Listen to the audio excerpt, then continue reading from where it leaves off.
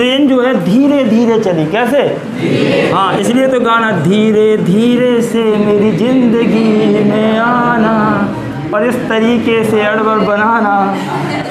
बहुत मज़ेदार टॉपिक है। आज आप इसमें कुछ ऐसी बातें सीखोगे जो अपनी ज़िंदगी में आपने आज से पहले ना सुनी थी और ना पढ़ी थी, और देखी तो होंगी लेकिन पढ़ी नहीं होंगी।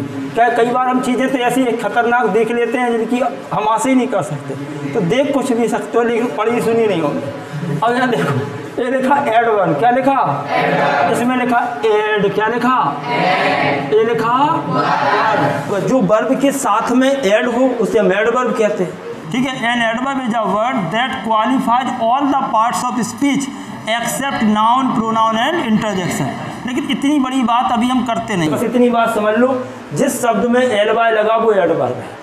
अगर आपको ज़्यादा समझ नहीं आती कि सर इतनी लंबी डेफिनेशन बता दी, नाउन, प्रोनाउन, इंटरजेक्शन को छोड़ के पूरी पार्ट्स ऑफ स्पीच की विशेषता बताए, उसे एडवर्ब कहते हैं। पार्ट्स ऑफ स्पीच सीखो है, वैसे ही तो हम दर्द के मारे मरे जा रहे हैं, ठीक है। अब पार्ट्स ऑफ स्पीच और सीखो, बट नाउन, प्रोनाउन, इंटरजेक्शन को तो छोड़ना है।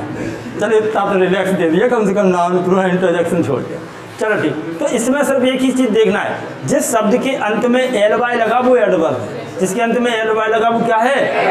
जबकि ये सच है कि ये एडवर्ब ऑफ मैनर होता, लेकिन अभी इतनी बातें नहीं। जैसे मान के चलो मैंने आपके सामने लिख दिया द ट्रेन मूव्ड, अभी कुछ भी लिखना, इट वॉज स्लो, ये सेंटेंस आपके सामने लिखा, क्या लिखोगे? अब आपके सामने सेंटेंस लिखा था ट्रेन मूव्ड, ट्रेन चली, क्या कौन चली? हाँ, छुक छुक छुक छुक करके ट्रेन चली। बचपन में कविता पढ़ी थी है? हाँ, उसमें तुमने देखा कविता बच्चे गाते हैं, उसमें हाथ रख के फिर बच्चे ऐसे ऐसे घूमते रहते हैं। हाँ, तो द ट्रेन मूव्ड, क्या? अब देखो ये बच्चा अपनी झुल्फें संभाल, अरे इन झुल्फों का क्या, देखो हमारी आधी चलेगी संभाल, ज़्यादा मत संभाला करो तुम बेटा, जिस चीज़ की ज़्यादा केयर। अच्छा ये तुम्हें मजाक लग रहा, हमारी झुल्फें भी बहुत शानदार थी पहले, क्या है कि इसीलिए हम ज़्यादा केयर करते थे, और हमने ऐसे केयर हाथ फेर फेर के, हमने जैसे हाथ फेरा बाल निकाल नीचे फट फट ऐसे, अब यहाँ चलेगा, हमने अब फेरना बाल निकाले, हमने अब रुक जाओ। अच्छा, तो ट्रेन मूव, क्या? ट्रेन चली, इट वॉज स्लो, या क्या थी? स्लो थी। अब इसमें बेटा ध्यान से देखो, ट्रेन तो नाउन है, ट्रेन क्या है? ट्रेन क्या है? ट्रेन क्या भैया? और मूव क्या है? वर्ब, क्या है? मूव क्या है? अच्छा, अब यहाँ देखो, इट क्या है? जो ट्रेन है। वॉच क्या है? वर्ब है। स्लो क्या है? एडवर्ब, क्या है? अब ये देखो एडवर्ब किसकी विशेषता बता रहा? किसी के चलने की, किसकी? अब चल कैसे रहे? जैसे आपने देखा शादी आदियों का भी समारोह चल रहा, शादी समारोह चल रहा है, वहाँ दुल्हन आती है, बहुत अच्छे अंदाज में, बड़े धीरे अच्छा, जैसे जयमाला गिरी, फिर देखो तो इतनी तेज दौड़ लगा दी, सुपर फास्ट ट्रेन जा रही है, लेकिन जब वो आती है तो पैसेंजर बन के आती है। अच्छा, ट्रेन मूव, ट्रेन चली, क्या चली? ये तो बहुत स्लो थी, तो यहाँ चलने की विशेषता है स्लो, क्या है? अब हमने पहले ही कहा कि जो एडजेक्टिव में होता, बेटा समझो, एडजेक्टिव में एल वाई लगा करके हम एडवर्ब बनाते, एडजेक्टिव में एल वाई लगा के क्या बनाते? ये स्लो क्या है? एडजेक्टिव स्लो क्या, किसी की विशेषता बताएंगे, वो स्लो है, ये है, वो है, तो इसमें हम जैसे ही एडवर्ब एल वाई लगा देंगे, स्लो है क्या? एडजेक्टिव, स्लो क्या है? एडजेक्टिव, और जैसे ही इसमें आप एल वाई लगा दोगे तो ये एडवर्ब बन जाएगा, और आप आंसर लिखोगे द ट्रेन मूव्ड स्लोली, कैसे? हाँ, ट्रेन जो है धीरे धीरे चली, कैसे? हाँ, इसलिए तो गाना धीरे धीरे से मेरी जिंदगी में आना और इस तरीके से एडवर्ब बनाना। तो देखो अब हम लोग बात कर रहे हैं किसकी? एडवर्ब। एडवर्ब के प्रयोग से हम लोग सिंपल सेंटेंस कैसे बनाते हैं, तो उसमें आपको क्या देखना है, दूसरे सेंटेंस में जो शब्द वर्ब की विशेषता बताता है उसमें हमें एल वाई लगाना है, और एल वाई लगा करके पहले वाले सेंटेंस में उस शब्द को जोड़ देंगे। दूसरे सेंटेंस में जो शब्द किसकी विशेषता बताता? वर्ब की, क्योंकि अभी बताया था एड प्लस वर्ब, जो वर्ब की विशेषता बताए उसे एडवर्ब कहते। तो दूसरे सेंटेंस में जो शब्द वर्ब की विशेषता बताए उसमें एल वाई लगाकर पहले वाले वाक्य में जोड़ देते हैं। जैसे the train move it was slow, move की विशेषता है स्लो, स्लो एक एडजेक्टिव है और हमेशा ध्यान रखना एडजेक्टिव में ही एल वाई लगता है, एडजेक्टिव में एल वाई लगा करके हम एडवर्ब बना देते। तो आपने लिखा द ट्रेन मूव्ड, तो ये सब हट गया क्योंकि जो इट है वो ट्रेन ही है, वॉज हटा देंगे, स्लो का क्या हो गया स्लोली। आपने एक बहुत ही पॉपुलर सेंटेंस सुना होगा, आपने सुना होगा small family is a happy family, full stop, it is certain, छोटा परिवार सुखी परिवार, इट इज सर्टेन, ये निश्चित है।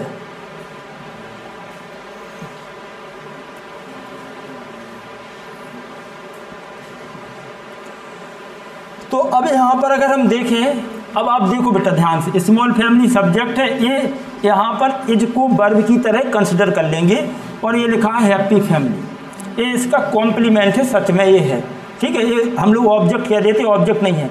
जब भी नॉन एक्शन वर्ब के बाद कोई शब्द लिखा होगा वो उसका कॉम्प्लीमेंट होता, ना कि ऑब्जेक्ट। या फिर ऐसा कह दो नॉन एक्शन वर्ब के बाद ऑब्जेक्ट की जगह पे जो शब्द लिखते हैं वो कॉम्प्लीमेंट होता।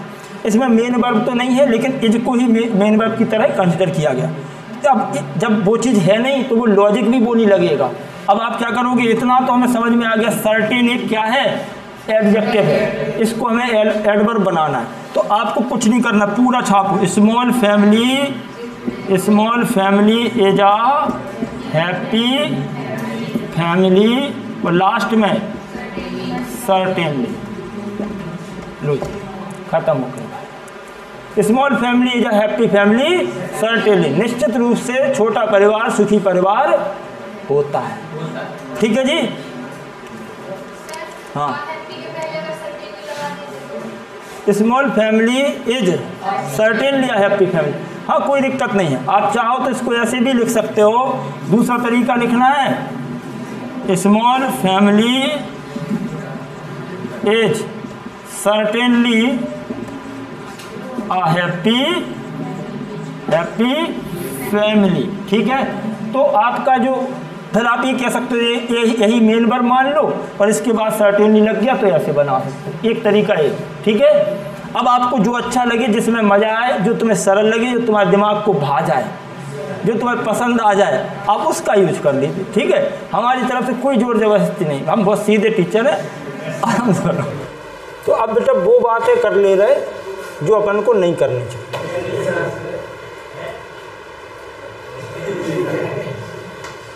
जब मैंने ये बात कही, मैं जानता था मैं इस बात को कोई ना कोई तो रिप्लाई करेगा। जैसे मैंने ये बात कही तो इनके दिमाग में कुछ अब तो भाई कुछ अच्छा नहीं। बेटा समझो, मैं ये कह रहा हूँ, मैं अब जो बातें आपको बताने जा रहा हूँ वो हो सकता आपको किसी बुक में ना मिले और कहीं भी सुनने को पढ़ने को ना मिले, लेकिन उनका यूज कितना है वो आप समझो। जैसे आपने एक शब्द सुना होगा नो डाउट, क्या सुना, इसका एडवर्ब बनाना है। तो अभी आपने ये तो सीख लिया कि भाई एडजेक्टिव में एल वाई लगा करके हम लोग एडवर्ब बना देते। जैसे स्लो है स्लोली, सर्टेन है सर्टेनली, क्लियर है क्लियरली, ब्रेव है ब्रेवली, लाउड है लाउडली, फास्ट है, याद रखना मैंने पढ़ाया, फास्ट एक ऐसा एडवर्ब है जिसमें कभी भी एल वाई नहीं लगता। ये है तो एडजेक्टिव है, फास्ट एक ऐसा एडजेक्टिव है जिसमें कभी एल वाई नहीं लगता। ये एडवर्ब का काम ऐसे ही कर देगा। और भी मैंने कुछ वर्ड पढ़ाए होंगे हाई स्कूल में, शायद कहीं ज़रूरत होगी, फास्ट और स्वीट। स्वीट भी ऐसा, स्वीटली नहीं होता, फास्ट और स्वीट, अभी दो याद रखना। फास्ट और स्वीट ऐसे एडवर्ब हैं जिनमें कभी एल वाई नहीं लगता। ये वो शब्द हैं जिनके एडवर्ब बनाना आसान नहीं है। अगर आप इनको पढ़ेंगे नहीं तो ये आसानी से नहीं बनाया जा सकता।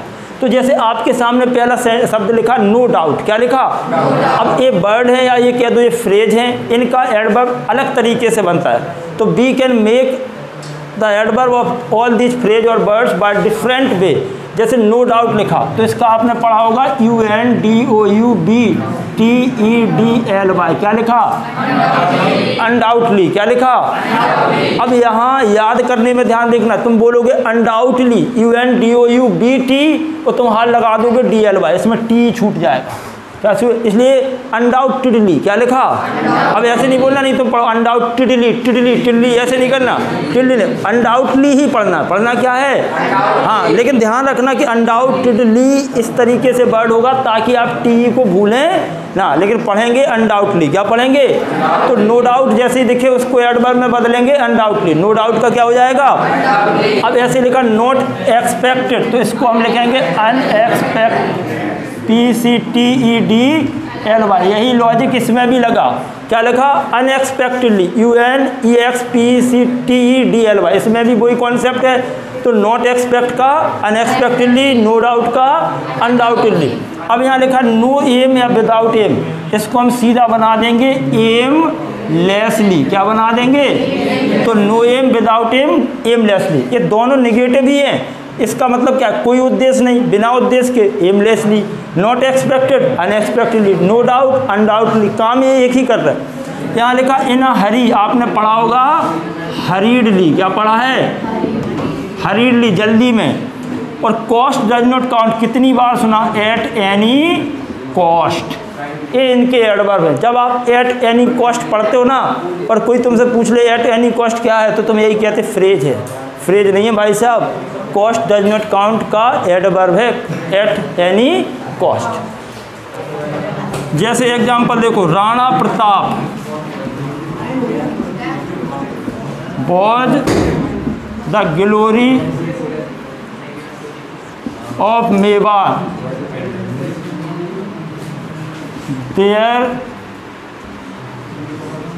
There was no doubt about it. Next, you will pass, there is no doubt। ठीक है, अब मुझे पूरा भरोसा है कि आपको एडवर्ब कॉन्सेप्ट बहुत अच्छे से समझ में आ गया होगा, ये टॉपिक सबको समझ में आ गया। और जो डिफरेंट वर्ड्स थे जिनके एडवर्ब डिफरेंट वे में बनते हैं वो भी मैंने बता दिए हैं आपको। अब एक काम होमवर्क में दिया गया है, इन दोनों सेंटेंसेस के आपको आंसर बनाना है। और जो बच्चे मुझे यूट्यूब पर दिख रहे हैं उन्हें इसका आंसर कमेंट बॉक्स में जा करके देना है। ज़रूरत होगी तो मैं इसका सही आंसर आपको ज़रूर दे दूँगा। Thank you so much guys, मस्त रहें, व्यस्त रहें।